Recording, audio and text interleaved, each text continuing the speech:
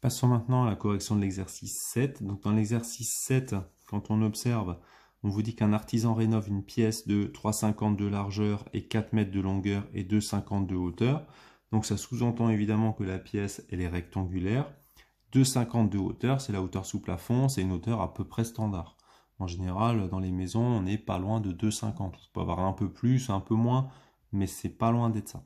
Sur le plafond, il met 2 couches de peinture. Un pot de peinture permet de couvrir 6 mètres carrés. De combien de pots a-t-il besoin? Alors, c'est pas parce que le plafond il a 2,50 m de hauteur qu'il faudra mettre plus ou moins de couches. La première chose à faire, évidemment, c'est de calculer quelle est la surface du plafond. Donc le plafond, on va faire une vue du dessus. On va écrire plafond. C'est un rectangle, donc on met les angles droits. Et sur la figure, donc première chose, premier réflexe, ABCD, on va mettre ici 4 mètres de longueur, 3,50 de largeur. Première chose, on va calculer l'aire du plafond. Longueur fois largeur, puisque c'est un rectangle. Donc on met ici 4 mètres fois 3,50. Alors pour faire 4 fois 3,50, évidemment, fois 4, on peut faire fois 2 fois 2. Donc on fait 3,50 fois 2, ça fait 7, fois 2, ça fait 14.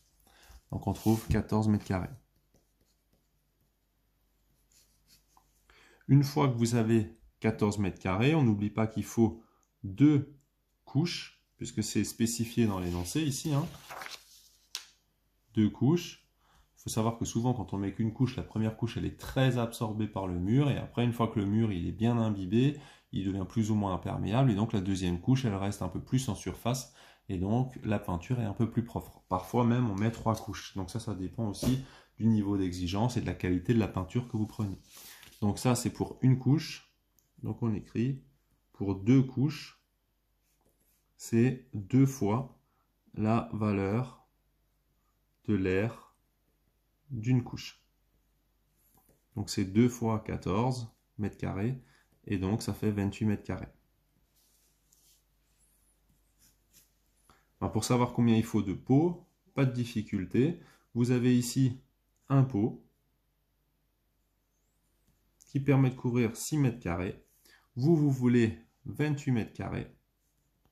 Et donc pour savoir ici, qu'est-ce qu'on fait? On fait, pour passer de là à là, on fait x6.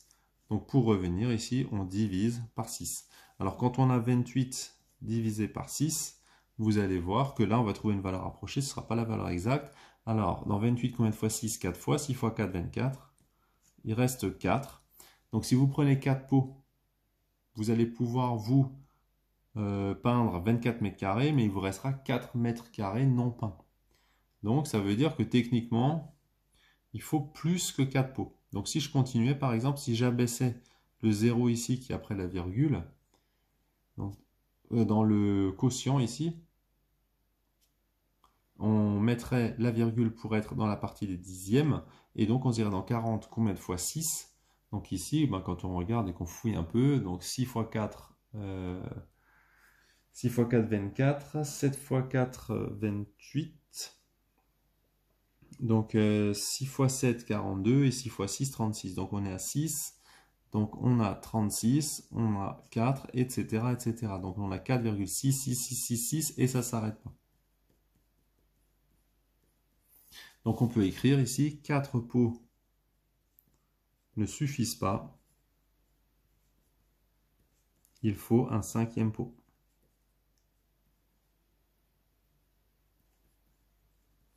Donc en total, il faut 5 pots de peinture.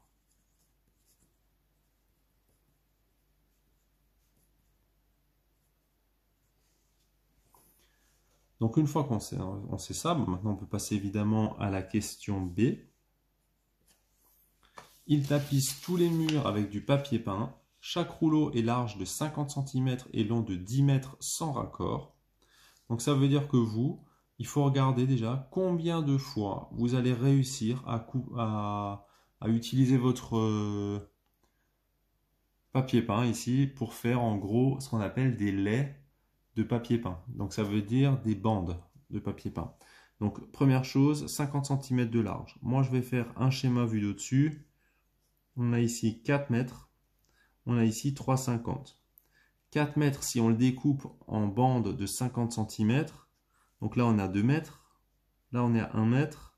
Donc on a 1 mètre, 1 mètre, 1 mètre, 1 mètre. Et donc ici, on va découper ici. Et donc il vous faut 1, 2, 3, 4, 5, 6, 7, 8 bandes de papier peint.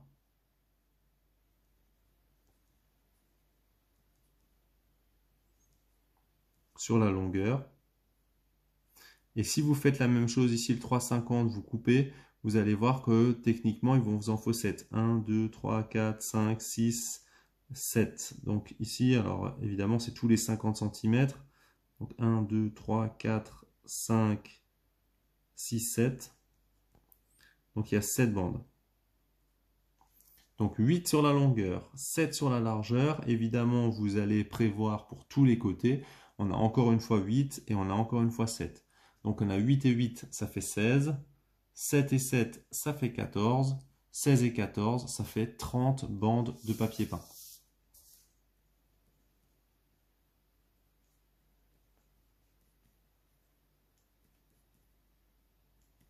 Donc ces 30 bandes de papier peint, évidemment, vous, ce que vous savez, c'est qu'avec un paquet, donc un rouleau, vous permet ici de faire quoi? 4 bandes. Pourquoi? Parce que votre rouleau ici il fait 10 mètres et que votre bande, vous voulez à chaque fois faire des bandes de 2,50 puisque vous avez la hauteur de 2,50. Donc si un rouleau permet de faire 4 bandes, quand vous avez ici 30 bandes nécessaires, on se pose la question de savoir comment est-ce qu'on revient. Donc si de là à là on fait x4, pour revenir on divise ici par 4. Donc on dit 4 fois combien égale 30. Donc c'est un peu plus que 7. 7 fois 4 ça fait 28. 8 fois 4 ça fait 32. Donc ici, si on ne sait pas, on prend 30, on divise par 4. Dans 30, combien de fois 4? 7 fois 4 ça fait 28. Il reste 2, j'abaisse le 0. Dans 20, combien de fois 4? Donc ça fait 0,5. Évidemment, vous ne pouvez pas acheter une demi-bande.